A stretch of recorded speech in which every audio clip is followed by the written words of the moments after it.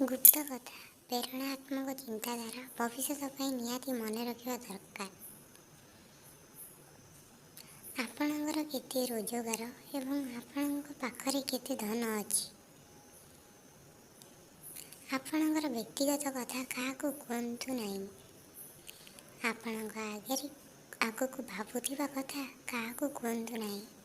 ଆପଣଙ୍କର ରୋଗ ବିଷୟରେ ସବୁବେଳେ ଗୁପ୍ତ ରଖନ୍ତୁ। ନିଜର ଦୁଃଖକୁ ଲୁଚେଇ ରଖନ୍ତୁ, କାରଣ କାହାକୁ ବି ଏହାର ଚିନ୍ତା ହୋଇନଥାଏ।